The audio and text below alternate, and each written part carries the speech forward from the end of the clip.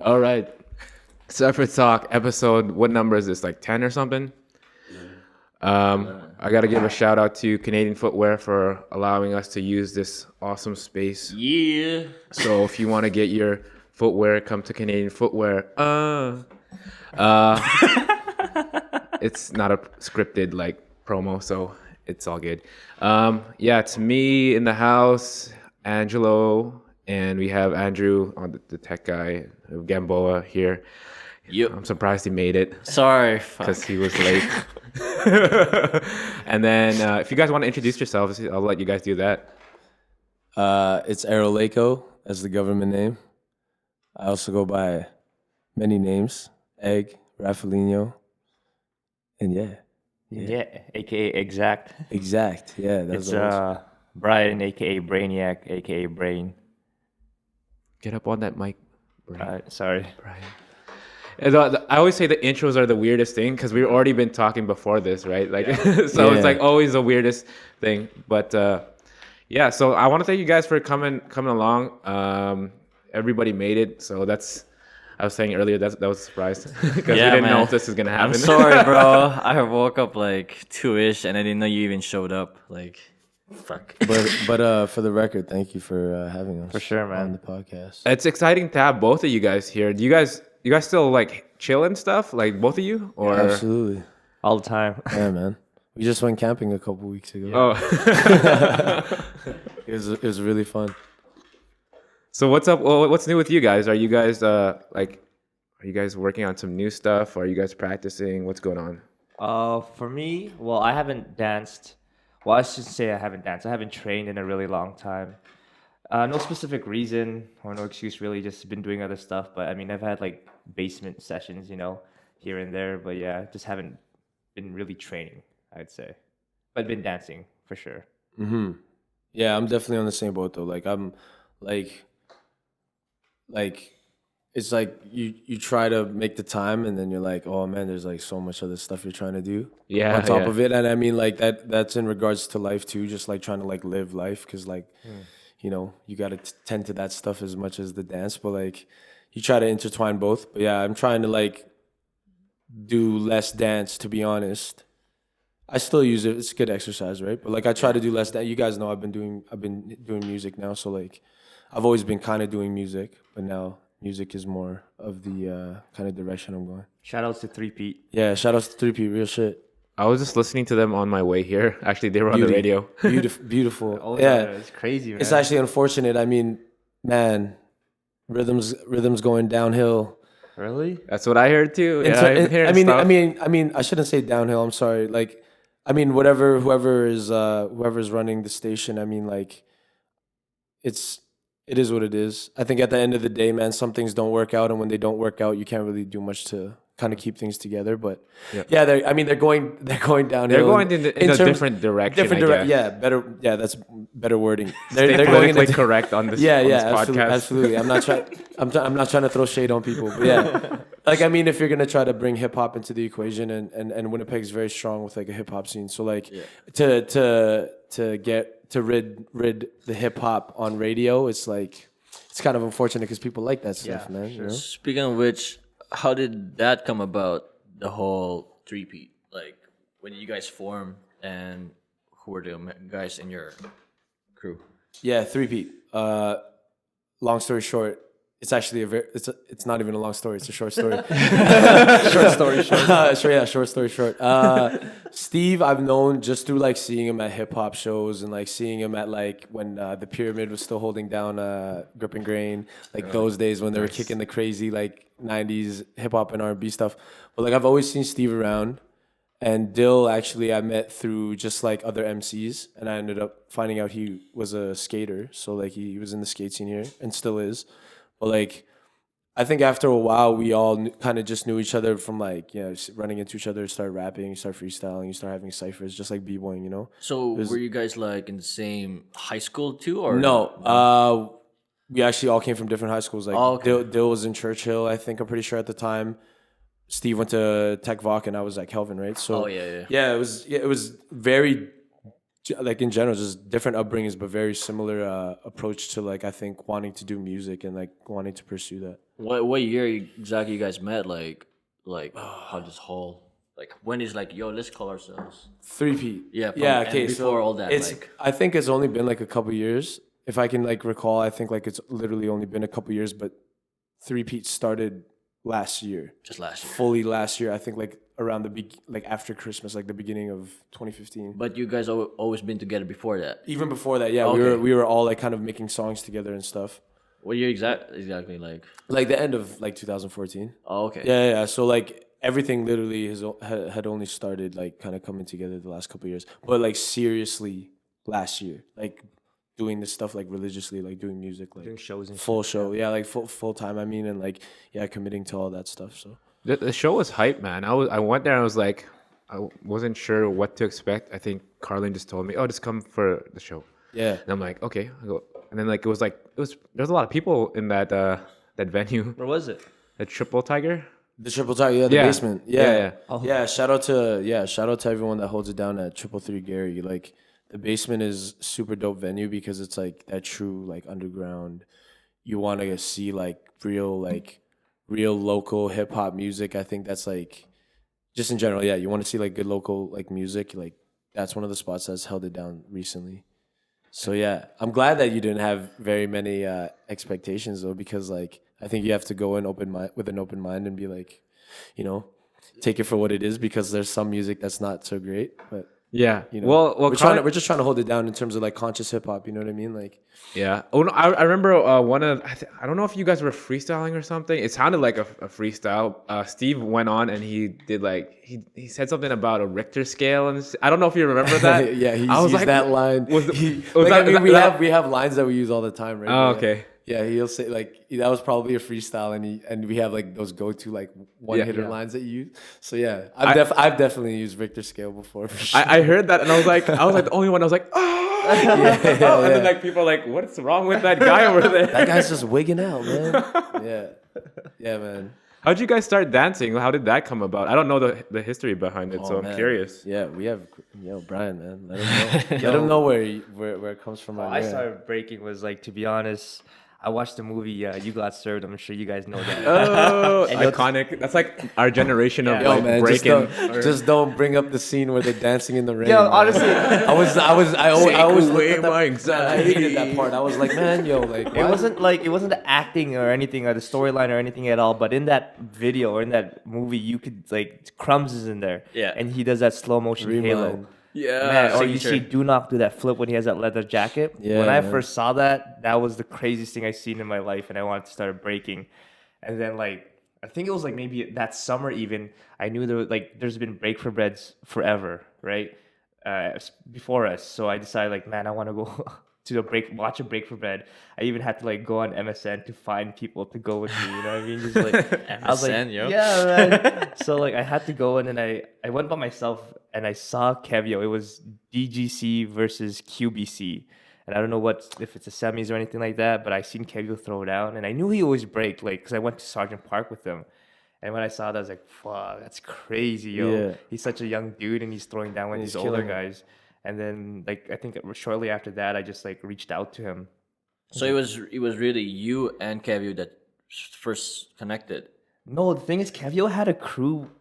PP Paranormal Pandas was before me. Okay. When he was in It was junior even- Who's the high. original member? It was even before me. I don't even know, man. The original members of Paranormal Pandas, like that's like written in the books, is Kevio and our homie Richard. Richard Lachica. Richard LaChica. He went by Chaos, Yeah. and it was Kevio, Richard, and honestly, like just the homies that they had grown up with at Sergeant Yeah. Park. That was like it wasn't so much even a b-boy crew. It was really like- just like Kevio throwing down, like was and like, like yeah. their crew. Kevio was the man. Yeah. So he was He the was the man. guy. He was, and like I mean, shout out to Rude too. Like his brother was like obviously yeah. one of his Big time. main inspirations, right? So I think like knowing it, though the way I know it is like I remember seeing b-boying from Stalls actually.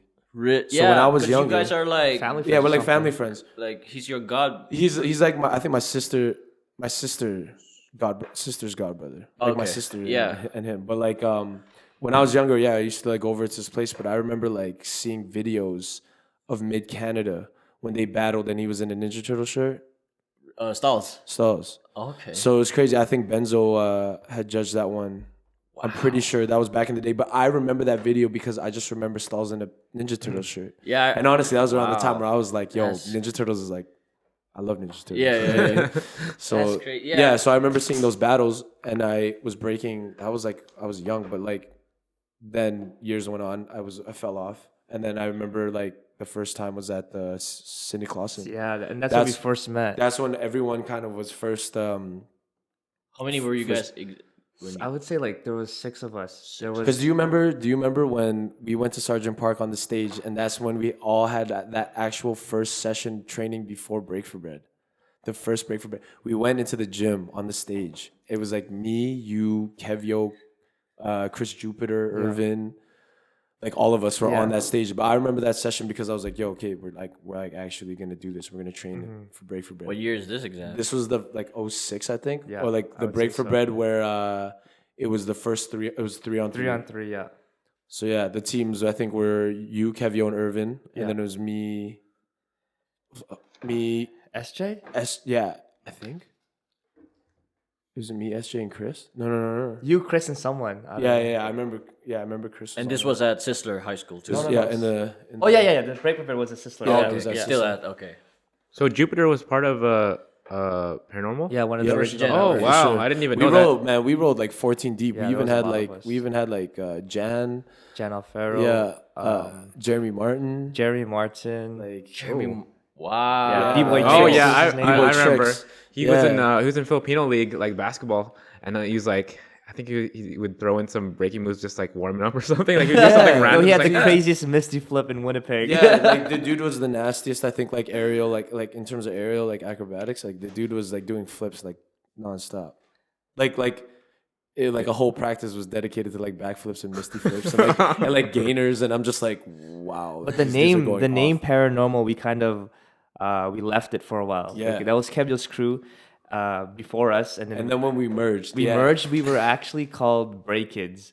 And with a Z. With a Z. And the reason why no one knows this. No one knows. Is it a Z shirt? Yeah, be like, yo, man, S or Z. Man, it's got to be. We were called Bray Kids because if you go on YouTube and you search Bray Kids, it's like a video of a trailer of a jam, an event in like that was in France or whatever. And if you search it, that video together, like that just changed our world, man. Bray Kids, that video. So we're like, yo, we're Bray Kids, man. yeah. And then we just turned it into a crew. Yeah. And then I think, what was it? I think Kevin was just like, yo, man, like, I don't know how much, like, I don't know. Some of us probably thought we weren't messing with the name no more. And then it was just like, yo, let's go back to Paranormal Pandas. Because it was just like, it made so much more sense, I think, because it was so homegrown. So who brought up the Pandas Paranormal? Like, well, the name? Yeah. Do you know the story about that? No, go ahead. I know the story about that, actually. So, like, well, to my knowledge, I mean, I'm sure there's things I'm missing, but Kevio and Richard, I think one time we're just talking about a crew name, like crew names and stuff, but they were like Panda, like pandas are dope or whatever, blah, blah, blah. And so I think they literally like flipped through like dictionary and was just finding things in like the P section to put before pandas, right? Yeah. So you're just like, oh, going through it, it's like, oh, Paranormal Pandas, yeah, like, and then I guess that they messed with it in that sense, and then it's stuck like ever since. Yeah, so yeah, it's kind of like it had nothing to do with the rest of us that came afterwards. You know what I mean? That was all them. So Kevio really did like. Shout out to Kevio. He's in Toronto too, so he's repping out there, and I'm not sure if he's even dancing right now, but like, yo, like, shout outs to him because like he really just made that whole crew happen. You know what I mean? Wow, that's crazy. Paranormal. I wonder if he even knew what that meant. Well, I guess he would because he just read the dictionary. It has the description. Paranormal sounds cool. What does it mean? Yeah. Use it in we didn't even care about the description. It's just like, nah, man, it's a cool word. I don't think I've ever heard you guys use that in an actual sentence. Like, oh yeah, it was like there's some paranormal like happenings going on. Yeah, it's not in your usual use vocabulary. Yeah. And I think that's why he gravitated to it because he wanted to be exactly what it means, like not the normal kind of b-boy kind of thing, right? So he wanted to be a paranormal. Which, I think that like it like resonates with like all of us, to be honest. Like I think you really, like, I mean, like we're just weird people who like eat and sleep It's a panda, eat right? and sleep, and they're just like, if you watch panda videos, they always just like joke with people and like the people that are like working there and stuff. Like, do you see those panda videos? Yeah. They're crazy. They just like mess with like the zookeepers and stuff or whatever. And like it's like, I mean, I just feel like, I mean, I'm not saying in the sense where like we like try to mess with people, but I mean, we're just whatever. we're just like, it's fam. We just do what we do, and like, it's like to our humor. You know what I mean? Yeah. So Yeah. when you guys, for you, Egg, when you started breaking, it was just mostly your surroundings, pretty much. For sure. It was honestly, man, like what sparked it all was definitely like not just those videos that Stalls had at his place, but like when I met Kevio, that changed the game. I saw something different in breaking. Yeah, it's funny because You know when what I mean? I remember Stalls like, we're going to his old place at Adsum in Yeah. Maples, Yeah. and he showed me a photo of a young Yeah, girl, of a like, young me. Wow. Like, Yeah, man. So it stems very far back. Yeah, like it's man, kind of it's like- kind of funny that like, and then eventually like he kind of fell out of breaking, Yeah. and then he came back into it. Yeah. And then it was kind of trippy that we always constantly asked each other like, "Do you still dance? Do you still Yeah, dance?" yeah, You yeah. know, it's- Because you're kind of like family in a way, right? yeah. So like our parents, like his mom and my dad were good friends. Like I'm sure that they probably still see each other and talk. But yeah, so yeah, but like I think really like what made it all like more like serious for me was like meeting Kevio and like really starting a crew. Where the whole like, because the first time I met you guys was probably 07, right? Oh man, you're getting into this conversation, man. Well, I'm gonna bring it up, yo. Oh, I don't know about this. Because the first time I met you guys was 07 at Where? this was at PCCM, and I don't know what was going down. There was the only memory I had at PCCM was they was cutting this guy's hairdo. He had long ass hair. For some reason, I think it was a weird fundraiser. But he was like right in the dead center, and someone's cutting his hair. I'm like, what the fuck? So I go in and I see you, and I see this guy. Like, this guy was the vivid memory I remember of Egg was he was mad skinny. He almost looked like a skater, almost like. Oh man, I had my skater face for sure, man. Yeah, like the emo skater phase. Like that was one of my favorite phases, low key, like, because I was just like into like crazy, like like alternative and like rock and like Yeah. screamo music. Oh, So big time. So yeah, that was definitely that era of time when like hip hop was not relevant in my life at the time. But yeah, Then I saw Skinny. Kevio there, and I don't know what it was, but I remember it was PCCM, and for some reason when dun, dun, dun, dun, dun, started hitting, everybody started like ciphering, like actually formed a circle, like, and it was me, you, and Who's you? Kevio. Erroll. Gotta And- say his name. Sorry, They don't know who me- you're pointing to. It was me, Erroll, and Kevio, and so we just throw it down like, and then I don't know if like because I was wearing like I had like very bad style of thing. I was wearing baggy shit back then, and I see this guy, like this little homie, Kevio, and who I didn't know at that time. Like, who's this guy? Fuck. Because at that time I was like I was in a bad mood at that time. But at the same time I was like because I was still getting to know, I was like one of those guys who was lost and a little trouble at the time. And then man, definitely can relate always, man. yeah, and then I see this guy, like, who's this guy, man, trying to throw down, and then I think that we battled. I think so. I think it was. I think like we battled a couple times also. Yeah. We battled. Yeah, I think that night though, I do remember. You remember? I You were cutting remember. some guy's hairdo for some reason. I don't know. I don't remember the hairdo part, but I do remember. But I remember it was a PCCM, and Yeah. it wasn't like a jam. It was just like a weird. I think it was a social or something. I think there was also footage of that. Is there? There was, I think, on our end. I think I forgot who recorded it, but someone had recorded that footage, and we had the footage and watched it. And I just Really? remember, like, I mean, I know you won't catch feelings now, but I was like, yo, we smoked those guys, man. Yo, we smoked them, and I'm just like so sure on that. And if I could ever watch that footage, I'd be like, man, burn this footage like right now. I don't want anyone to see this. Especially just like, the attitude back in the day when you first start breaking and like, I mean, you're training, you're feeling like you're the best, you're feeling like you're the shit and you're I'm going to go get at some dudes, right? Yeah. It gets to that point and I guess you never think because you try to be as competitive as possible, right? Yeah, because for some odd reason, our crew and your crew always had this weird tension. It's because we were the only ones that are our age that were breaking at the time. Yeah. Like, we didn't care about no other crew. Like, we're not even OGs. We're like, me and, especially when me and John formed it, we're like, yo, man, I'm gonna smoke Erroll, yo.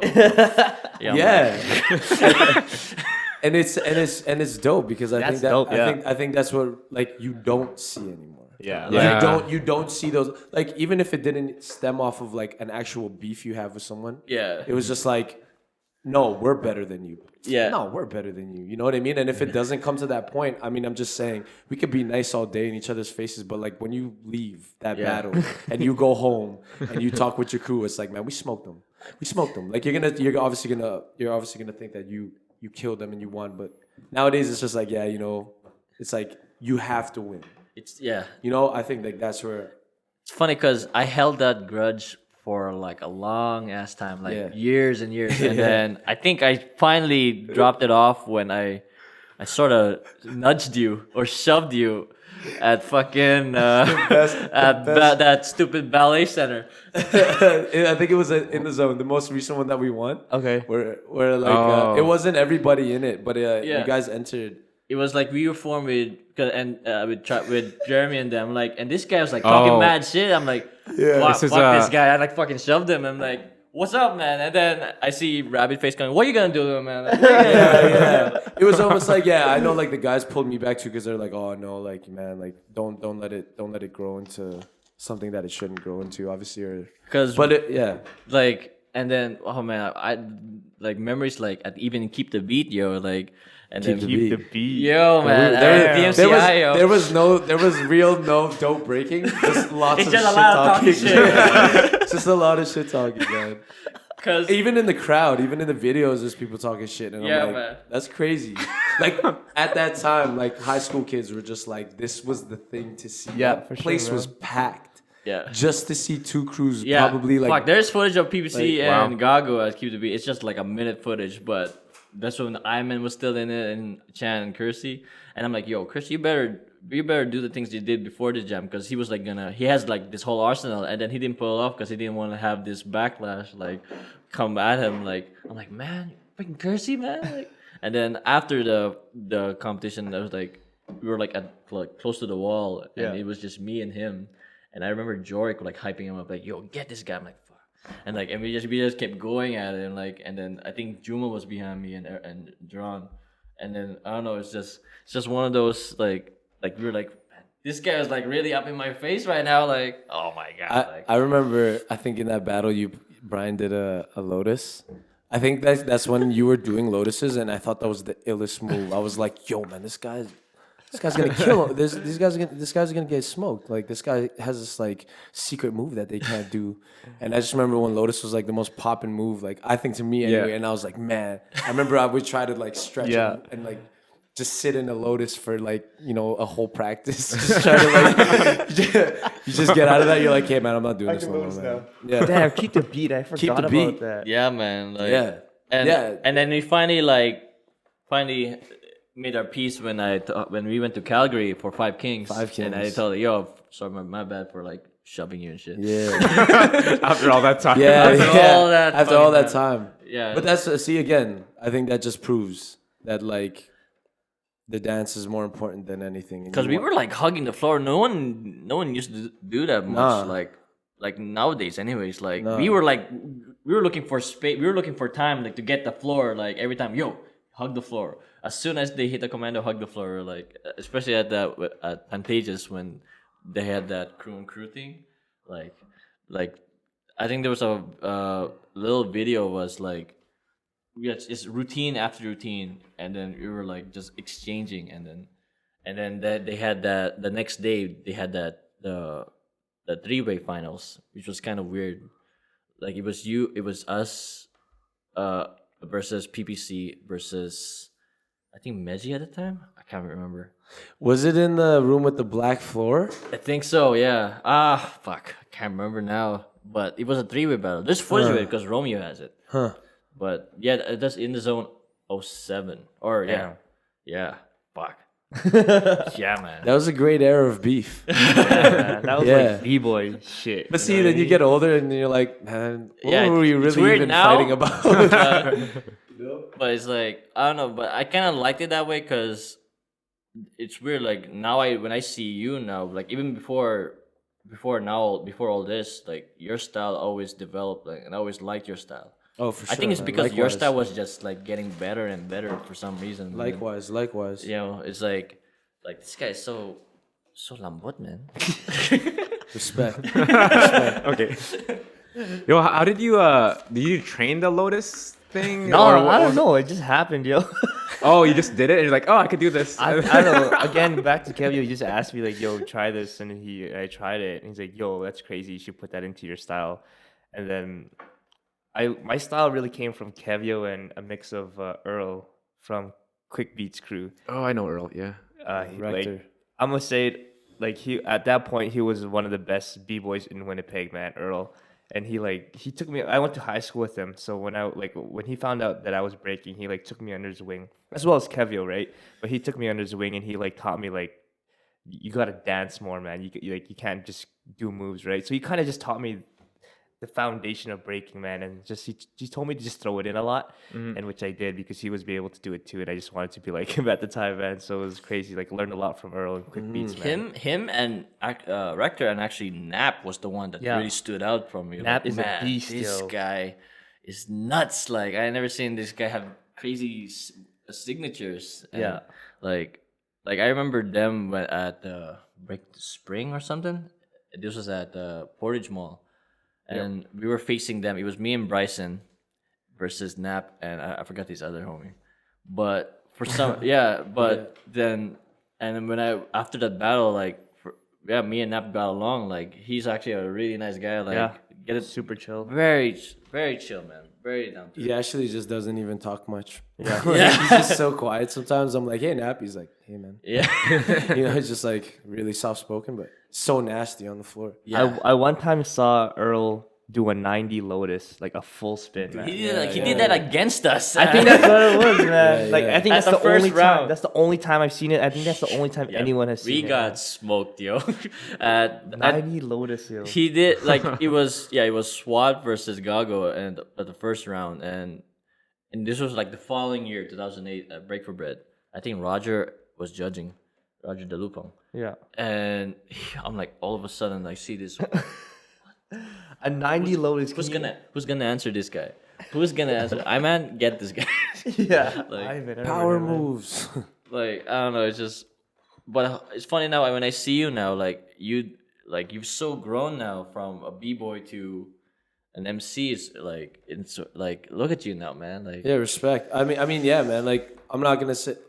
I think like people get it twisted when they ask me about dancing and stuff like that. Like, I don't do this no more. You know? Yeah. And like the hip hop, the whole part of hip hop is like being able to like, if you want to establish yourself in different elements. Like, Right. who's saying I can't do music and dance? Yeah. No one's telling me I can't do that, right? But like the dance, I fell into a point where I think like I lost track of why I do it.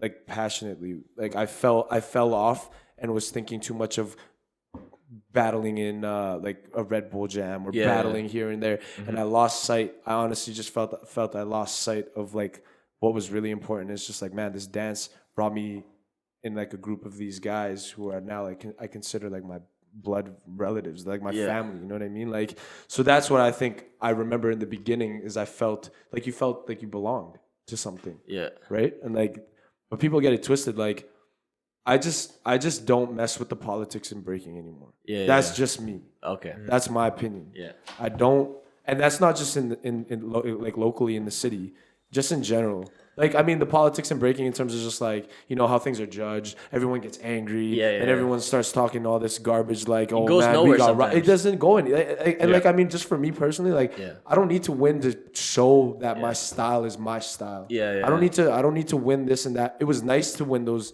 and train and win those competitions that I have. Like, I mean, I have a couple under my belt that I, you know, me and Kevio won a couple, or we won 2 Raw. And then, I had a 7 to smoke under my belt too. And I was proud of those moments, but I was like, man, those didn't change anything for me. Like in terms of like, it only just made me want to like, win more, which is why I said I fell out of the passionate side. But like, I love the dance for the dance and the freedom of the dance. But like, I left the dance in terms of like the battle scene and like everything like that. Winnipeg has a dope scene still, and everyone's still like the guys who are really killing it are hungry, and like you got Nim, Della, Patrick, like you Nim got is all nasty, these. You got Nim is one of the nastiest in the city right now. I'm gonna say he's probably the nastiest. He's in the right city. now. He's like super funky right now. Yeah, man, and that's dope, and that's where you got to see it. Like I think like, and now I get to take a step back from breaking. Man, we're like 10 years of breaking. Yeah. Like Brian, like Paranormal, like we're pretty much hitting 10 years of breaking, or it has been 10 years, so like we hit a decade. Like can we take a step back and do life now? You know what I mean? That's where I'm at. That's just me personally. I don't know how the other guys feel, but like that's why I took a step back and now I'm stepping into music, because I've always rapped. I've always like, I started doing poetry back in like grade 7, grade 8 English class. So like I was like, yo, like I always had a love for that too, and it just so happened they're in the same culture, right? When exactly did you feel like this is just horseshit right now? Like about b-boy? Just like like when this whole politics. I think it's just like when I started to see like I started traveling, like I was battling in Van, battling in Toronto, battling like Calgary, like all those battles, and just like I don't think there was a specific point. You observe, right? You just observe. Yeah, you just observe and you see what's going on, and like you got dope people like Ills killing it. You got dope people like Phil from Wizards killing it, right? Like you got all these new cats coming up, and like I mean, like Ills is in the same gen as us, and like he's the younger generation of GI, right? Like he's the after like Frost in them. So like that's where I was just like, and Burns, like you got all these cats who are killing it, and like I mean, I'm sure they also feel the same type of way in terms of politics, like when things happen that like if it's either getting robbed at a jam or like you're not feeling that like there's battles where it seems like you got put up against someone, like you know what I mean, there's so many things that you can talk about, and that's where I was just like, I think when it really came down to it was like a couple years ago. I can't pinpoint when, but like I was just like, you know what, like I really just fell out of love with the dance, because I was just like, but why? Because I'm thinking too much about going to this jam, training for it and winning. And putting all this time and all this, like, I've done it for 10 years now, but I mean, I'm just like, yo, like, I just want to dance. I just want to dance to know I can obviously do it for myself, but like, it's just participating in a different way, just like Serla said. I'm definitely on the outside now looking in, and it's very beautiful to me still, but like, for Brian, like Brian's living his life, and like, it's now not like when we were in high school and like, yo man, you go to practice today? Because like we gotta go, man, because there's that jam. We gotta work on that routine and train and blah blah blah. And like I mean, you get like all of this energy taken out of you, and like, man, I just want to kind of like relax now and just watch the dudes who are in it now and killing it now. Have you guys gotten any criticism for not dancing as much as you used to, or like be like, oh, are you guys still dancing? Oh, you're not dancing? How come? Like like you ever get any like kind of criticism on that? Or do you ever get it? Sometimes, but I just explain it how it is, and they're like, oh, that makes sense. Because I mean, it's not that I don't think we have excuses. It's because like a lot of people that I met were through dance. So when I see them again, like, yo, you still dance, and I'll be like, not like often, and then they'll ask why. But then if you just explain to them, they'll understand. But I think like in terms of the dance scene, like when the dance scene asks you like, do you still dance? And then you gotta kind of be like, well, not really. And they're like, but like, man, like like you guys haven't been around. Everyone is kind of like that, because I think when you take PPC out of the equation, how many people are in the scene now? Like how many? 3, 4. Like you really like you really are taking away. Like you got DGC, they're all spread out now, right? Yeah. I mean, like that's it's just you guys, man. Yeah, like it's tough, and it's tough when you have the next crew. I think like after Dangerous Goods was us. Well, it was QBC, and then it was us. So like I mean, like having that generation kind of step back, and like who do you have left? You got like Winston, Germs, Jarek, and like Remedial they're killing crowd. it. Remedial crowd, like, and that's the dope thing though, is like, I mean, now it's their turn. It's their turn to take this culture and how they see it. And they are. And they are. Yeah. It's funny because like, even when you don't even practice or don't compete like in a regular jam that Winston will have an event, you still like have it in a way like, man, this guy's just a natural, man. Like, you know what I mean? Like, you'll never forget how to 6-step. Yeah, it's like I know it's like, but I don't know. Like, there's something about Errol's style. It's just very. It's like this guy's for sure one of my like. I get inspired every time I see him throw down. You know what I mean? Like, respect. You know, it's one of those things. Like, man, like if he continued, this guy would be nuts right now. Like, yeah. The last time I threw down was like 2 weeks ago in my basement. See, like I'm like Brian too. Like you know when you get that itch, it doesn't even matter where you are in your house. You're just like, man, I throw down in my kitchen. We talked about like whenever you like go into your fridge and when you're looking down, you do a Brooklyn rock and then you go down and you're looking in your like that still never changes. Like I still do that stuff, but like. Man, like when I think about my style, like if there was a question you had to ask me and who was I inspired off of, like I literally bit all of Kevio's moves going on. So like I was trying to be that mirror image because I knew he was the nastiest in our generation. But then as we started to grow, obviously you have people like Bob, you have people like Arthur, you have people like Lester, you have people like Phil. Yeah. You have the whole DGC crew was very inspirational, I think, to all of us, sure, including Rector and Quick Beat. So, like, don't get it twisted. Like, we were very inspired by the older generation, and I think it stayed that way. Yeah. And then as soon as we started to travel, like, I've traveled more than some of the guys in the crew. But, like, when me, Kevio, and Dono specifically were the ones, and Ivan, were traveling at first to, like, battle in other cities, we started to hear about other people, right? Then you start to grow in that sense. But, like, man, if I had to, like, can I do a top 3 or should I do a top 5? I'll do a top 3 for like Winnipeg. For like just pure inspirational b-boys in your. I'd say obviously Kev is definitely one of them. Yeah, because Kevio was like. Just do top 5. Let's do top 5. Top 5. And it's hard to do 3. It's hard to do 3, but it's even hard to do 5 because you're missing like you have another hand. Okay, is this active or non-active? Active, like doesn't matter. Canada, just Canada, anything. Canada, or anything. Right. Really, anything. I think in both general, of you. But like Kevio was definitely one of them. All right. I'd have to say Raul, Forever Fresh. Mm-hmm. Like, when I first saw Raul, I was like, hey, man, like, I now know what being, like, funky and flowy is like. Yeah. You know? But, like, then you got people like Migas, obviously. Like, Migas, and it was huge because I got to meet Migas in Toronto, and it was how was that interaction? Okay, hold on. Let me explain after that. But, like, so I had, so Kevio, Raul, Migas. Obviously Bob being Bobfather, like he's one of the biggest inspirations I think to Canada in general. Yeah. And then if I had to pick a fifth, it'd be Switch B from Fam, right? Like, really? So like Switch B was one of the dudes that I think really put me on heavy on I think like footwork and just how to flow your footwork better and make like sure like your footwork looks good, like it looks good, it looks strong. You know because he has great footwork. Yeah. But if I had to switch some people, I'd also throw Ills because like at the time when I met Ills, like it was dope because we were really vibing off threads.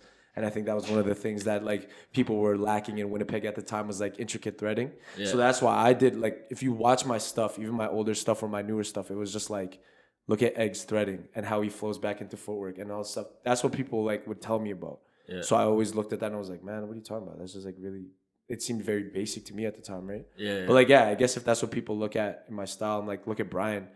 People, when I like, I'm sorry, I'm gonna gas you up right now. But like when you look at Brian's style, it's almost like you see where his form of foundation comes from, but like you see all the little details that no one will ever notice. Yeah.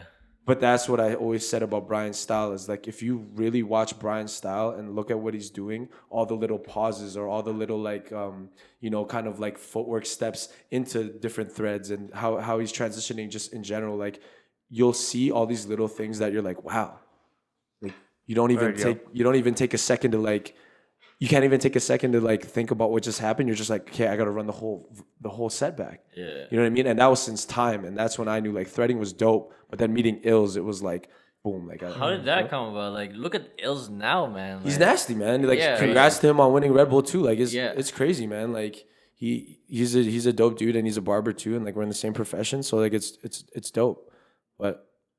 But if that Migas story comes up, like we'll get back to that. Who are the top five you looked up to, bro? Brian's got a good top 5 though. I'd say sure Boob, of course, just because he's the Bob father, man. Knowledge dropped on us. Like the reason why I look up to him is he used to like pick us up, man, and just like bring us to DG practice. Like, yo, this is what it is. This is what you're getting into, which is dope. So for that, I thank Boob, and he's top 5 for sure. Yeah. Because of Boob bringing us Rude. Okay. Because like just kind of his style, man. It's just like a thread. Yeah. He's crazy. Lester. Okay. Benji. I'm a little Benji, man. Oh shit, Vision Alpha. Yeah, man. And then like Benji's nasty. Honestly, one of like the dudes I looked up to character-wise was Rockadile. I first seen him in Freestyle Session 8. Yeah. He was crazy. Like his sets were crazy. I remember meeting Rockadile. Battle Monkeys. Yeah. Battle Monkeys. I remember meeting him though, and I was like, "Oh man, y'all Filipinos out in the States are short." You met him? Yeah. When we did when they were doing the Super Crew came here. Yeah. And I just remember like I was like, Mike Murda's this small too. I was like, damn, I'm tall. But I remember meeting Rockadile. I'm just like, yo, what up, man? And I was like literally like looking down at him. Really? I was like, wow, you're short, man. Like, oh shit. Maybe I'm just over exaggerating it, but like, like I was like, dude, you guys are short out in the States, eh? Like, you look tall. Maybe my mom fed me more. I don't know, but like, I grew. You gotta survive through the winter. Come on. You gotta hibernate. I could tell Rockadile was one, like Super Crew was one of the crews we were watching heavy back in the day. So was Havakoro. Havakoro was a huge crew. Zero? I think Ground Zero. Like when we watched all the Who Can Roast the Most, like when I think we were watching though like Super Crew and Havakoro, like and then watched Knuckleheads Cali. Yeah. That's when I think Paranormal Pandas like became like we were like the Winnipeg Knuckleheads. We were just like we didn't give a shit at the time. We didn't care about anything. We were just like, this is our style. We goof around and blah blah blah. And you watch like Knuckleheads Cali, they're still like they're themselves and they're in their family and their group. And I think that's how I kind of like if I had to like compare it to anything, but like. Yeah, man. It's funny, like when you bring up the politics of breaking, and now the politics in general throughout the b-boy world scene, right? And now you see these little bit of improvements, like you see Silverback coming in, and now like there's like a lot of sponsors now, like Monster. Like how like now they're all just branching off. Like, what do you think of those things now in the breaking scene? Like, especially in hip hop, where every time there's constructive criticism, they sort of listen. Especially the sponsors like Rebel. Like a lot of people are like hating on Rebel and on that situation. But now you see this little bit of improvements, like getting paid now and shit. Like, what do you think about all those type of situations? I don't know. I think it's kind of dope because like they give b-boys a platform to train and to expose themselves. But like in terms of like what was the issue with the Red Bulls? Because like they were not doing ciphers anymore. I don't know. Like I know there was something where like they were choosing b-boys instead of like corporate doing politics. Yeah. Corporate politics. I know. Gotta gain a bigger demographic. There's 4 selected already, and then the rest of them have to really grind it out at their own countries. Yeah, I didn't really read into the specifics, but in general, I think it's dope just because just giving them a platform and then just like exposing it to other people and exposing it to the youth, and the youth see it and they want to do it. So overall, I think it's awesome, man. I don't really have anything bad to say about it. Yeah. Do you think when stuff comes to play, like when constructive criticism comes, like I was just watching a video like last week and I posted it at Romeo's page when Buddha and Benzo and Scheme were talking about the scene right now, and they were just talking about the people complaining about shit, like you know what I mean? Like I think that should be more discussed, because at the end of the day, people will listen and will make improvements. You know what I mean? Yeah, I agree. Because in real politics, it's bullshit. In real politics in general, it's bullshit. Like fucking Donald Trump and shit. But when it comes to like hip hop, or just the ones who are very into hip hop, like organically, like those guys, like I love seeing those type of heads come together, and make connections and actually put work. You know what I mean? Like. I see now what you mean by when you got out of it, like when, especially the whole, like it's you've had enough now. You know what I mean? Yeah. I think like what though, like I think what people have to like I guess like come to terms with is just like when you have an older generation, and that older generation came from a time where like Bob and them, like when they first watched Beat Street. Yeah. And that was the only thing that they had. Yeah. So we gotta think about it like this. It's if you're from an older generation, and I'm not no disrespect to the older generation, they're gonna defend what they believe is the right their way, or that's the way we should continue. It's like KRS-One talking about hip hop now. Yeah. You know what I mean? So like it's a given. If you're from an older generation, you will always defend what you grew up on, what you know. Yeah. But if we're gonna always talk about how the next generation or the new generation is doing breaking and how things are judged and all these things that can come up and like really affect the way people think about their scenes or the culture, whatever. Yeah. I'm just saying, like, to each their own. These new kids are just trying to do what they do for the dance. Yeah. They're trying to do the best that they can do, whether it's wanting to win or just wanting to be one of the nasties out there to get recognition internationally or whatever, right? But like, if you're gonna constantly defend where you came from, that's fine. Like, there's nothing wrong with that.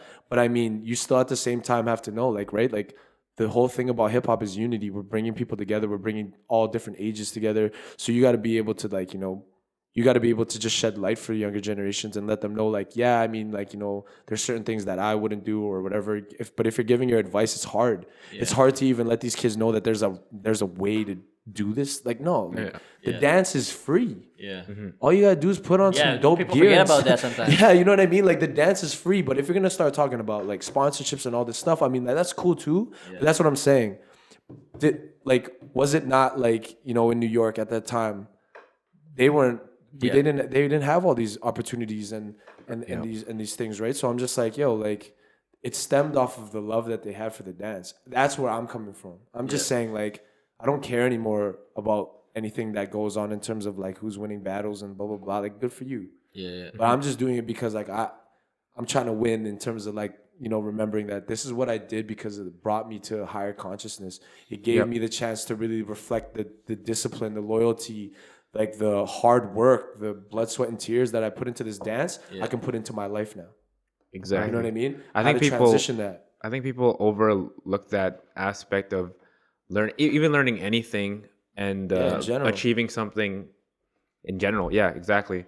Do you guys think Paranormal Pandas have been like overlooked in some kind of way? Because everybody brings up dangerous goods all the time. Like, oh, okay. Like if like you ask any like street dancer from any other city in Canada, they're like, oh yeah, dangerous goods. Mm-hmm. Do you guys get the same kind of respect, or do you guys think it's like maybe not as much people know about you guys or recognize you guys or give you guys credit for what you guys contributed to the scene? I think DG has so much more clout and rep is because they traveled a lot more than what we did. They did a lot more than we did. I'm not even going to front. I've only traveled to a few places to break. Egg has traveled a lot more than I have, and he's put our name out there for sure. So in terms of like being overlooked, I don't think so, just because they've done so much more. But yeah, I don't think so at all, actually. I think if anything, like we didn't really care. I like, not at the time. Like, yeah, when me and Kevio and Ivan and Dono, like when we were all traveling and battling, like we really did care at the time to really push our name, because we thought that at that time, obviously that's important, right? Mm-hmm. Like to gain that clout. But like, yeah, overlooked, I wouldn't say so, man. I'd say like the things that we did contribute to Winnipeg, if anything, and the scene is like just to show, like, even if you're not dancing, like, man, like we still come together and we still do things together. We still hang out. It really did form like a really honest bond between people that were strangers before. Man. You know what I mean? Yeah. So like, but at the end of the day, man, like people know Paranormal Pandas, and whether you do or whether you don't, you will when people talk about it. But like, it's just like Dangerous Goods. Whenever you speak back on history, you can never go Dangerous Goods, QBC, then Flow Fanatics, then Remedial Crowd. There's something missing there. Yeah. Mm-hmm. What was it? And if to the people who know, thank you, because then that means you took the time to really acknowledge that we were dope or that we are dope. Yeah. You know what I mean? But like at the end of the day, man, whether you do or you don't, it's just like Paranormal Pandas exists. And it's like, and it's not just, I wouldn't even say it's like Paranormal Pandas crew. It's just like, you know, if I could change crew, it would be like, you know, be family. Yeah, you know, so I just like using the name now. It's just like, yeah, it's different. Like the name, I think, runs deeper now. It's just a little bit. Would you say that there's still some active members in your crew that are still hungry? For sure. Oh, man. I say, first and foremost, Winston.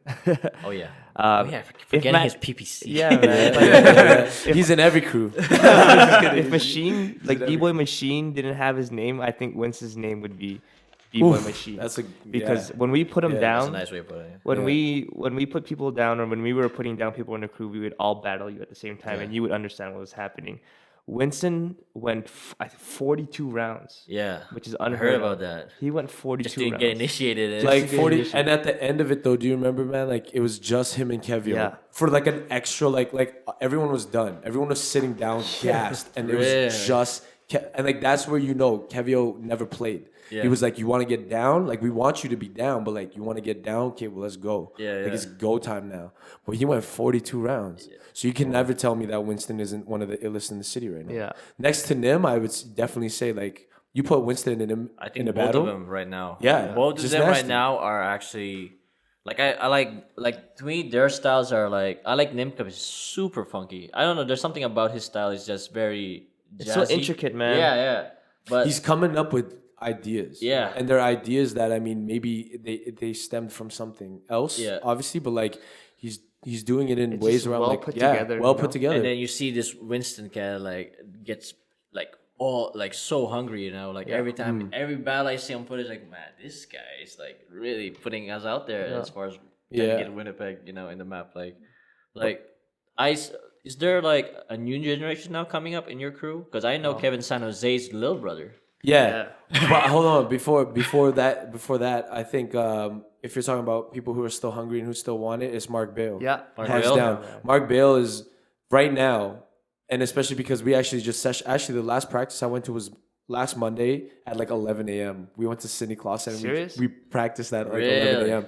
And watching Mark, like I'm like, it's not only are you the strongest person I've ever seen, Yeah. but like this guy's whole thought process, because he came later in the crew. Yeah. But he's one of the oldest ones in the crew. Yeah. Okay. So like for him now, because it just goes to show later in the dance, it doesn't matter when you start, but now look at his mind is opening to like how his body should move.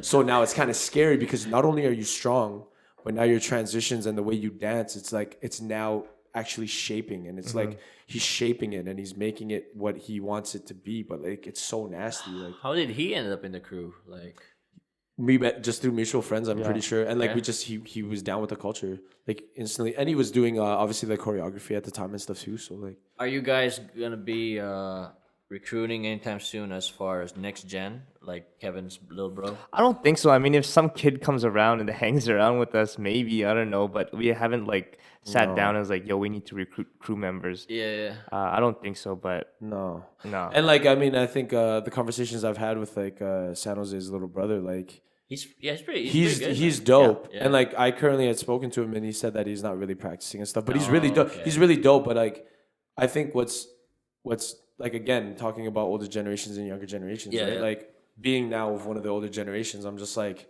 yo, man, take what you know and create what you want to create with this, man. Like you have full creative freedom. Yeah. To like start your own crew, to go battle, you'll be a solo b-boy, Yeah. kill it, like do whatever you want. But like if it's like Paranormal Pandas, I think like it's just like I don't even think that's even on our radar. Like to like be like looking at b-boys now and being like, yo, because we don't do it. Like we don't get down as much as we used to, right? So Do you think that's gonna come like? Because what I've noticed now, like the choreo scene is really upcoming now. It's it came out of the blue, to be honest. that's actually what I'm gonna like start doing. that, Just kidding. Shout out to all the dancers though. Still. like that. It surprised me now because I can't picture hallway practices with b-boys or b-girls in high school. Like It's always choreo. it's gonna be man. choreo now. Times are changing. Yep. Times Yeah. are changing. Like I had high hopes with this new kid, Jeremy De Leon, and Errol's little brother. I mean, Errol's little brother, Kevin San Jose's little brother. Jeremy DeLeon is actually he's from the West End. He's man, that kid's dope. He's a dope MC. He's a good kid. He's a dope b-boy. Yeah, just a really solid dude in general. For Yeah, sure. every time I come to CK, I see him like time to time now. Like, Gets down. I hope he Continues. forms his That's little bit of that's circle. actually my prodigy. Yeah, Yeah, but like prodigy in the sense because he of like cuts hair too, yeah, right? he cuts hair too. Yeah, but like I mean not I wouldn't even say prodigy. I'm just like he's like the kid brother I never had because I'm the youngest in my family, right? Yeah. But like he's like the kid brother I never had that just like meeting him the first time it was like wow, you do everything that like I mean I did growing up. Yeah. But it's like when you kind of see that mirror image in like in like younger kids, it's just like you can't help but be that person to want to help nurture what they love to do because it's what you love to do, right? So yeah, like I mean, like I'm really about supporting the next generation, even if it's something that I don't like hip hop, for example, like all this trap music that's out. As much as we think it's not that great, I mean, we secretly kind of like it. Kind of. Yeah, you know what I mean? Yeah, that's our intro music. But like, yeah, you know, like, but like to like nurture younger generations, like you secretly know, like you don't want to give them everything, you know, but like you want them to create for themselves, right? What are your thoughts of the dance scene in general now? Because you guys been around, obviously, you guys mentioned it like 10 years now, right? What are your thoughts about the dance scene and how it's developed throughout the years, like as a whole? What do you guys think? Like in whole, like as of right now? Yeah, like breaking everything, like the I'm not worried at all, man. Like the people that are breaking every time I watch them, that's why judging for me is one of the hardest things to do, man. It's so like, hard. Literally, one of the hardest things to do is because like every time I have to judge, like all the b-boys and all the b-girls that are coming out, they're like, they impress me all the time, every single time. It's like, and it's just hard to choose. Like, how do you judge that? You know what I mean? Like, they did a little bit better, and I always try not to tie break. But anyways, I'm not worried at all. Yeah. How do you judge, by the way? Like, is it also based off politics, or do you just by your own? No, it's just for me, man. Like I will like, watch. Do you stick them with battle. the Winnipeg style you're looking for? Or are you always sticking to that rule, or you're just looking for the guy who's just really hungry? At that time, at that moment, who danced better, who wanted it more, who executed it more. That's what I go. So just like I try to blank out everything. Okay. But yeah, I'm not worried at all, man. Like the younger guys are really great, and in terms of like the all styles with like Boss and them, they're doing a really great job bringing the community all together. So I'm not worried at all that bit. Yeah, man. No. Yeah.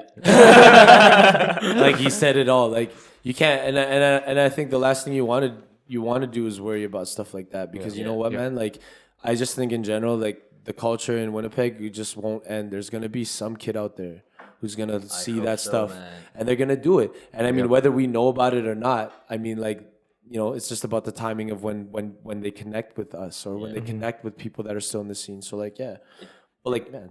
It's like I don't know when I because I kept mentioning those guys like Della, Winston, and Nim.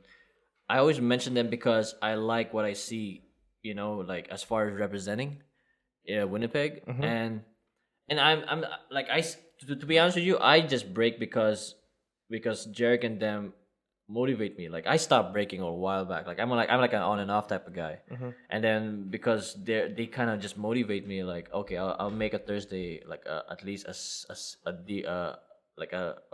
promised day. Like I will show every Thursday, just for the sake of just you know like 3 hours of actually having a good time. Yeah, exactly. You know, because I barely like yo let's answer this. Like I they were like asking me to go to Calgary. I was like nah. I'm good, man. Let me just check out Montreal because I've never been there. You know, like when Same. you know, like when I brought Majo in Gago, I never seen this guy get so hungry. Yeah, shoutouts to Majo, man. He's killing it right now. Like ball of energy. Man. Yeah, I seen him battle. I seen those battles with Germs. And Stalls and him. And Jarek, in Calgary, he killed it, man. Yeah. I didn't catch that footage. Yeah, it just released, I think, actually. And like to me, like I'd rather see my friends get better because I'm like the third eye. I see like okay, you're doing this. Like I'm like always tweaking. Like okay, you can do this way. You can I don't like giving myself credit because. Like when Majo went to Montreal, I was like, "Yo, man, I got you, bro. Like, let's. I want to make you like the guy now to be hungry. You know what I mean? Like, and then that's why when I see Nim and Winston and Della and Patrick, I like what I'm seeing. Like, you know. What Me I mean? too. I like what I'm seeing as well, man. They understand it. Yeah. In fact, like I'm getting Remedial Crowd when he's out of town next week. I'm getting the whole crew, man. That's gonna be. Who's all coming next week? Yeah, we're gonna do it at Patrick's place. No, who's all coming? Patrick, Thomas, Etienne or something. Carlos, like. What I gotta say about that crew though, man, like seeing them form since like Kelvin. Yeah. You know, what's really dope is like I don't think PPC. I never wanted I would never take credit for their success, but I'm saying like, I think just talking to them and being around them and like kind of learning about them as we were growing up You want to in help. high school. Yeah, like you want to help.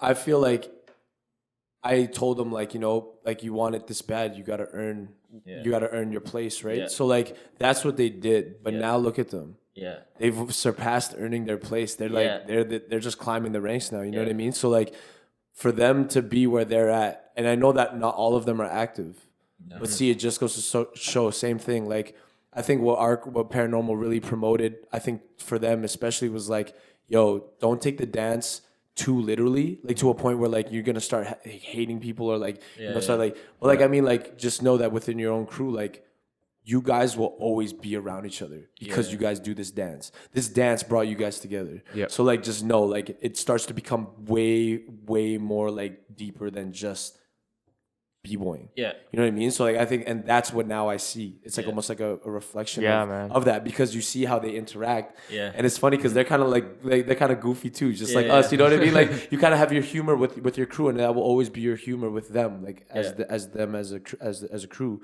But like that's what's dope when I see them. I'm just like, man, like you guys just remind me so much of like the times like when we were getting down like really like religiously and like breaking like all the time and like having a good time with it, and like you see it in them. And that's why I love that crew. That's probably my favorite crew, to be honest. Like right now, like in Canada, like remedial crowd. Yeah, like because it's homegrown. Yeah. You can like when you just have like a homegrown like three-peat is very organic. And we always use the word organic. Like when you have things that come that are just super organic, it's like, man, like you see all these crews in like Canada now like forming super teams, or in the States forming super teams or whatever, super crews. And it's just like, I mean, it's dope, but like, when are you ever gonna catch like, a crew like Remedial Crowd like doing the thing in Winnipeg, just in general, like, right? Because they're the last of that. We got to spend time with them, me and Maja, in Montreal, and boy, you got stories to say. Like they're dope, man. we're gonna have a lot of fun in that podcast because I don't know. Oh fuck. Well, what do you guys think about the word hip hop and how people are using it nowadays? Because I have a pretty big problem with some of the stuff that they're claiming is hip hop or all this kind of stuff. What do you guys think about that? Explain. Oh, for me, it's like I even wanted to change the name of my class because they still call it a hip hop class, right? But I'm teaching funk styles, which is technically not hip hop. It's popping, it's locking. It was adopted into hip hop, but it's not. It was started on the West Coast, right? So as far as even just like weird terms like hip hop aerobics or some shit, like they use that term and it's kind of like a buzzword, so that for like urban. Yeah, they use it. They use it to like, or I don't know if you guys saw this on the All Styles battle that happened yesterday. They originally called it a hip hop All Styles battle, and then Kellyanne was like, "Okay, what does that mean? Like, are they just playing hip hop music, and then you could do any style to it, or are you only allowed to do hip hop dance styles?" Yeah. So, what do you guys think about hip hop as a word and how it's supposed to be used, or how do you want it to be used? Well, people are using it loosely for sure. You know what I mean? But like, I think for me, like, that's a tough one, man, because people are just like, like it's. I just think, well, like if it's my opinion, hip hop is like literally it's 4 elements. It's four elements. You know what I mean? I could go on. Go ahead. Just keep going. Yeah, because because now because I'm doing music, right? But like hip hop to me is the 4 elements. Okay. So like we got breaking, we got MCing, we got DJing, we got graffiti, right? Like we got artists. So but I mean like from that alone, like when people use the word hip hop before like the next word, like so it's like a hip hop class or hip hop, like you're gonna start to dabble in it and be like, hey, well, like what is this? What is required? Or like what is like exactly what Kellyanne said. Like what does it mean? Because now when we think hip hop all styles battle or like all styles battles, it's like okay, like it can go 2 of which ways. Yeah, a person could play all hip hop music, or like it could be all hip hop dancing, or you can play like other genres of music, and now you're dancing to adapt to the style. And that's what I'm saying. Like It's hard, man. Like people are now using like, like when I think like, you know, trap music or like the music that's out now, like top 40 music, and they're calling that hip hop. But then you have no true knowledge of what, like, where it all comes from. Are they even rhyming now? That's but that's what I'm saying. They're just trying to interpret it their way. I'm not saying they're not real stories and they're not honest people. Yeah. I'm saying though, but like they're doing it their way. But what I know from hip hop was having having meaning to it, right? Like was having a moment with like lyrics, for example. When you hear lyrics nowadays, right? Yeah, it's very different. But like, yo, if you think about it though, like it's all just knowing your roots, know the history behind hip hop, know like where it came from, and as long as you know that, then I mean, like, okay, you can, man. If people are putting hip hop in before like a hip hop all styles battle or hip hop this, a hip hop that, it's like, but it has nothing to do with what, like, I mean, your interpretation of hip hop is or what you know about hip hop. You know what I mean? It's just like, it's kind of, yeah. It's just the word hip hop is thrown around, I think, without people actually just like knowing the knowledge and like knowing their knowledge and history, like. We know where hip hop comes from. Yeah. We came from I think, especially like a time where growing up, like it was just starting to grow like a lot. Yeah. Like a lot more, like after the 80s, 90s, like you know what I mean? Like hip hop was really pushing in the 2000s. Yeah. So like being in the 2000s now, we started to see less boom bap hip hop and more like kind of poppy like fusions of it, right? Or like different like genres of it. But when you say, because when you're saying, Angelo, like hip hop, to me hip hop is, because when I was a kid, we didn't have this shit back home. Like I was like a troubled kid. I was like a lost, troubled kid. And then when I saw hip hop, like it's weird because hip hop kind of saves lives in a way, like in that sort of sense where you like, it's like a tool now for like, okay, this is gonna be what I love to do now. And it's not as far as just the word hip hop, like it's far like even like when it comes to like, for example, breaking, like I didn't think I was gonna still be breaking just for the love of it, you know. And it's just one of those things, like it brings people together. It's like it's a community of people like you want to get along with. Yeah, that's what I think about hip hop. Like it's a culture. It's a culture. It really is a culture. Yeah, you know what I mean. Like if you see countries like Israel versus Palestine, you'll never see that in a soccer form, but when it comes to hip hop, they will battle at Battle of the Year, and then after that, they shake hands and it's love. Like, it's love. Like it's love. That's what I like about hip hop, because that's so true. It's such a big influence and a cult. And no one really knows about that, and that's just my interpretation of it. Because if I wasn't doing hip hop, I don't know where I would be going. Straight up, I know guys who personally who like kill themselves, like I know in our school, like, and who was like like who were lost, and if I brought them in the right direction, like, as I remember this one kid, he was like so into it, and I didn't know this kid, like, and he was like I remember him coming to U of M, and that was his first ever breakdance event, and then he was so in love with it, but I didn't know that kid at the time, and I just ignored him for a bit, and I find out later, like, oh my gosh, the guy actually like kill himself. Like, damn, yo. Like, no, I'm being deep here, because that's crazy. There's something about hip hop, like it actually is a good gateway. Like it actually, very true. It actually does help. Like, it helps people. That's a proper term, man. Gateway for sure. You know what I mean? Like it's when they use hip hop, like they're thinking about music, but it is actually something that when people are lost or troubled, or even gangs, it actually does save people. And it's very cliche to say that, but I'm bringing it my way of interpretation, because like this is just, I think it's embedded in me now, like, what I mean, like it's one of those things where it's a part of you. It's like, and the whole egos and whatnot. I think that's also part of hip hop, because it's like showing that you're competing. Absolutely. You know what I mean? Like I get the whole cold shoulder now. I get the whole, you know what I mean? Like, yo, don't look at them. Like it's actually you're making yourself feel better. You're bettering yourself, and whatnot. You know what I mean? Like, but I could go on and on about this, but that's just like I don't really talk much about it because I'm very reserved about it. But when it comes to that, like I say, That's hip hop for me. Yeah, man. Like we always got to we always got to remember though too, like that, like I think a lot of the times when we think about like the way we escape when we don't want these like certain issues, like the fear in like certain things or this and that. I mean, like when you start thinking hip hop, like that stuff literally is like able to shape you.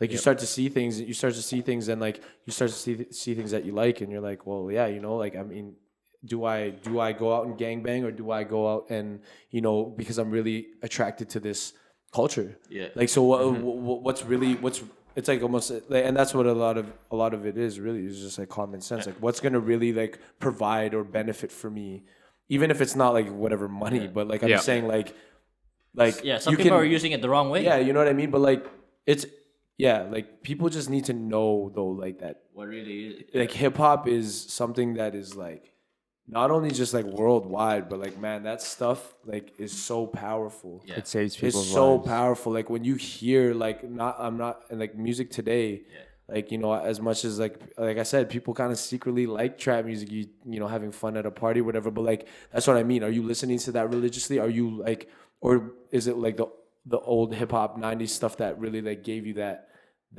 push to really like keep going with the culture, right? And that's why you have that segregation. You have people who are pushing this new wave of hip hop, or what we're considering a new wave of hip hop, and then you got people who are still sticking very true to what they know, because that is still carrying, it's still going, right? So yeah, man, like hip hop definitely saved all of our lives, really. Like, and if anything, it only just made us realize that, yeah, like this is the type of stuff that made us wanna, you know, get good jobs, go to school, and be disciplined, and do all these things. Yeah, like just growing up, right? Like, because that's where people forget too. They like the culture is dope, and you can provide all this, invest all this time into the culture and hip hop and whatever. But like, just remember, like, there's a life that you have outside of the culture as well. Like, and you got to tend to that stuff too, right? So like, but hip hop did give me that source of like, you know, motivation and work ethic to like focus on my life and like get my life to where it's at, you know? I think that's a point that should be emphasized even more. Like you've said it a couple of times already during this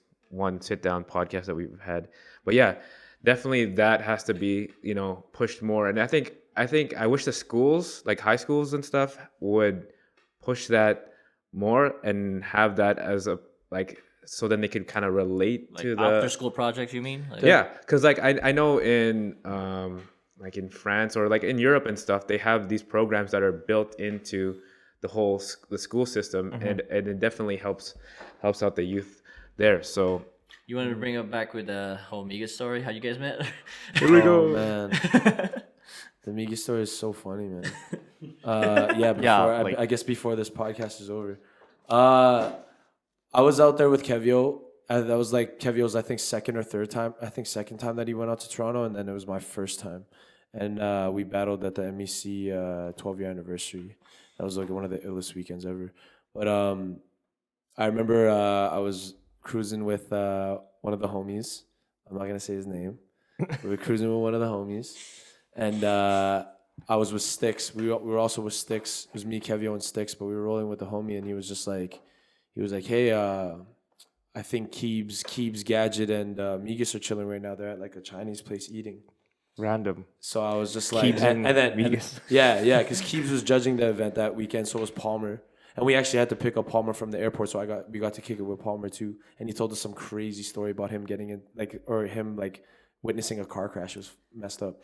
But yeah, so Keebs, Gadget, and Migas were chilling at some like Chinese restaurant, and like we were just getting off like a practice or something, and we were hungry, so we went. Yeah. And he was like, "You guys want to meet Migas?"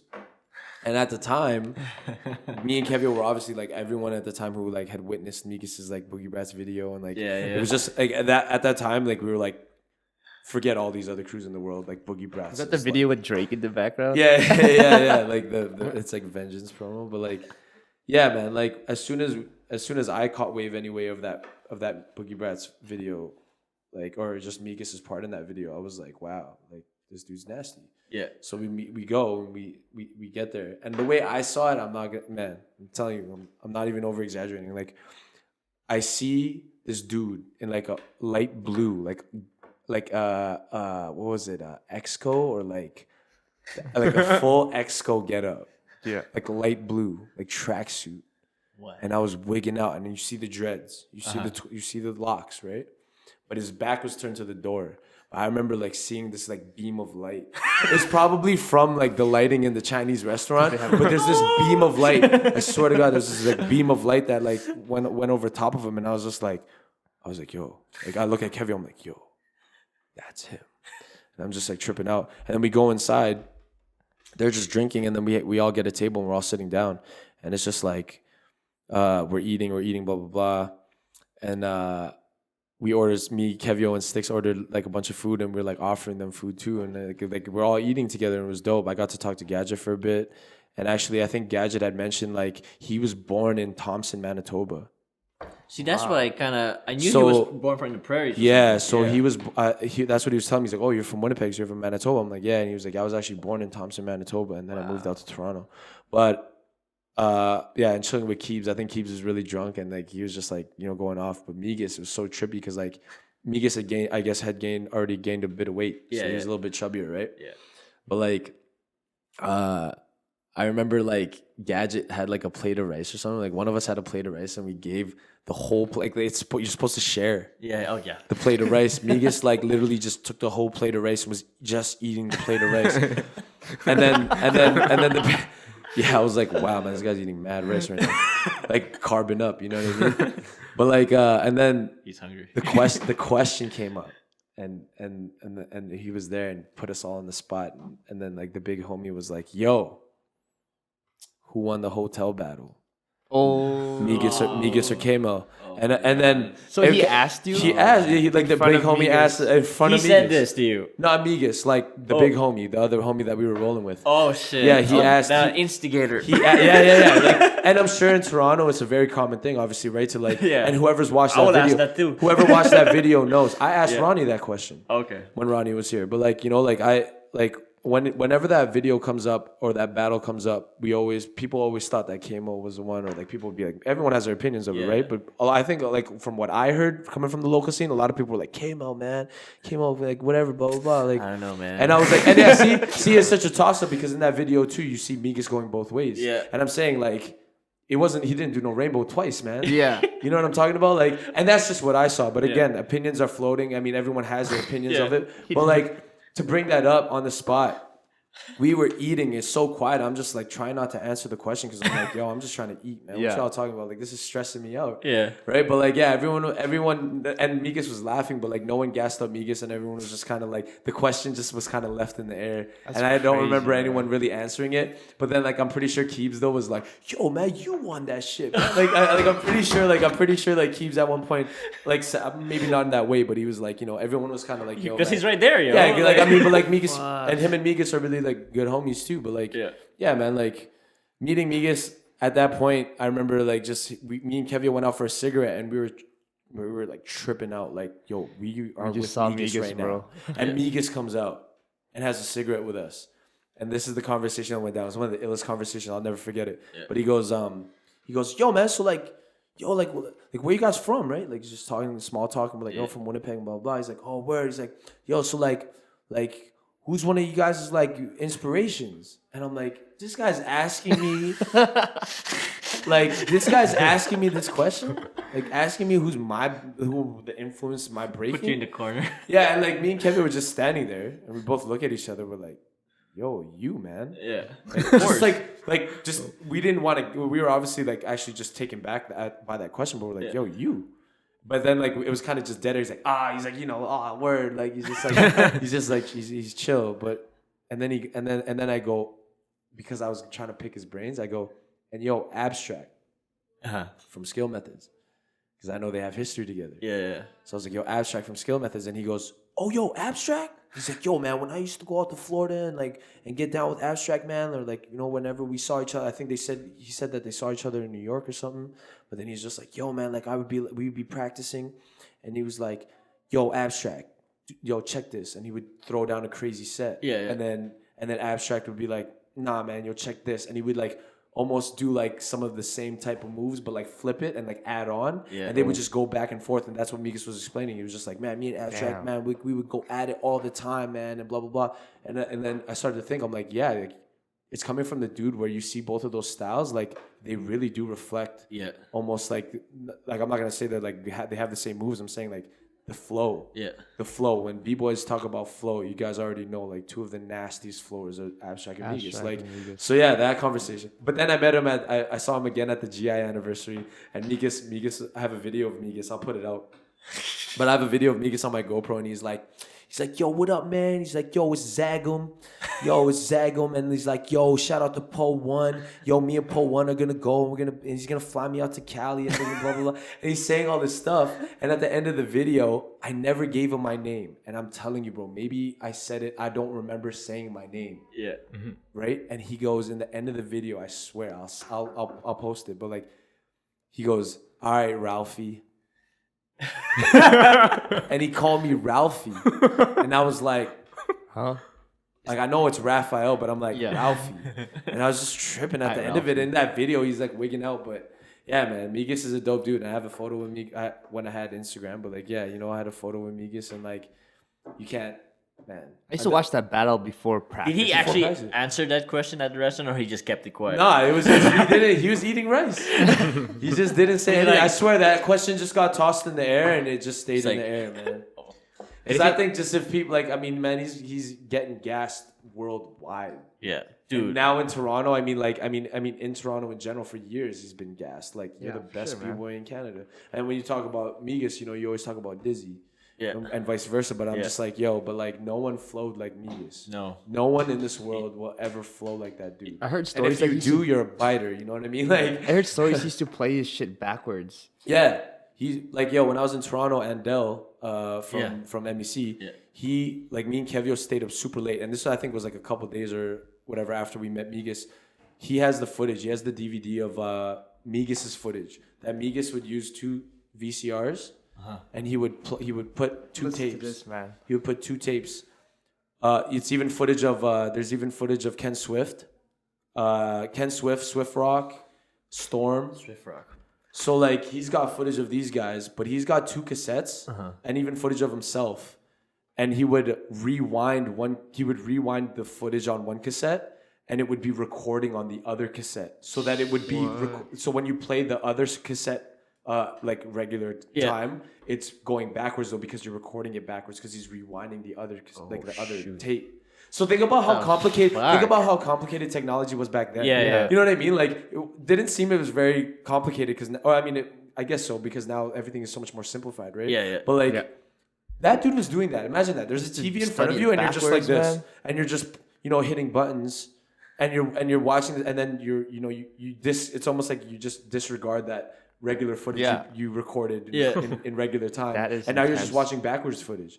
And in those clips, like everything Migas in that backwards footage looked like it was forward, like it was like how he would do things regularly. So like think about that. Trippy. Think about that for a second. Think about that for a second. So trippy. I bugged out and like I couldn't stop talking to Andel about it, but like that's why he's so appreciated. If you look at his moves backwards, it looks like he's doing it forwards and vice versa.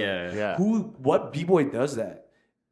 He does. Yeah. Why did he create such a crazy style for people that like he was doing it? He was so ahead of his time. Yeah. He was doing things that we're only learning now. Yeah. So that's like, I mean, come on, man. Off of learning it backwards. Yeah. He was watching Ken Swift backwards, and when you watch Ken Swift backwards, there's moves that Ken Swift can never do forward. Like I mean, like he can never do those moves because they're backwards, right? Yeah. But Migas found a way to do them.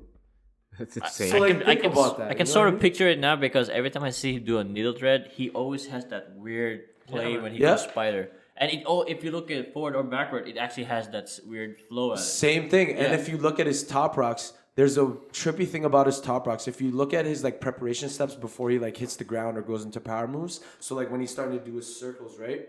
Like there's an extra. Me and John have talked about this. There's this extra step that Migas does in his top rocks, and it's like the exact same thing when you watch footage backwards. And like he even did it. It's almost like a loop. It's weird, It's super weird. It's almost like it's choppy, but but he's doing it regularly. Like so, like think about that though. He did it even with top rocks. Yeah, that's insane. Not even just his like groundwork.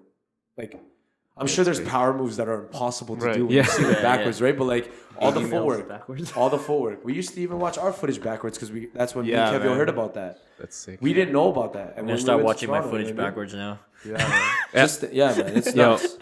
we gotta wrap this thing up. But anything you guys want to say or mention or plug right now? Shout outs to CypherTalk. This Oh, shit is thanks. awesome, man. I love what you guys are doing, bringing the community together. Straight up. Thanks, man. We get to listen to other people's stories that we won't really get to listen to on a regular. So I'm a big fan, man. I've probably listened to everything that you guys release and just keep going, man. It's dope. No doubt. Sweet. Yeah, shout out to I have to do it. Shout out to Paranormal Pandas, shout out to CypherTalk, shout out to the whole Winnipeg scene. But also shout out to 3Pete. You can catch us on SoundCloud, 3Pete Music. Catch that. We got the single out. It's been out for a minute now, but like we got the EP on the way. So like people who've been asking, When's that coming out? Man, you know what? We haven't even put a due date on it. We've been just trying to work on mixing and mastering it and making sure it's all good, but we'll save that for another time.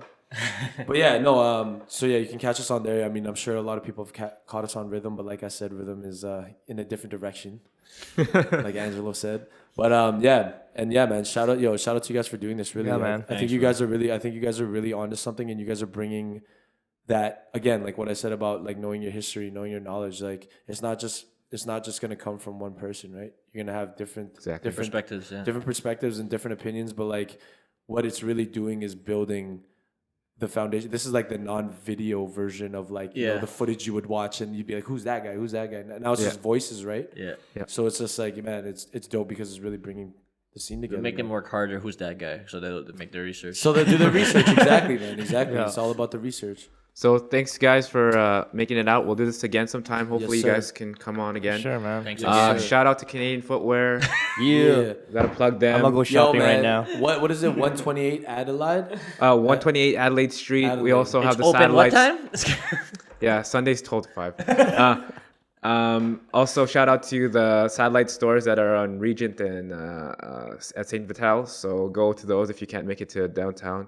But we're out. We'll see you guys next time. You'll hear from us. We'll have Remedial Crowd, I'll have a radio crowd next week. and I'll see you guys in a bit because I'll be out Can't for wait a for that while. one. All right, peace. Peace. Peace.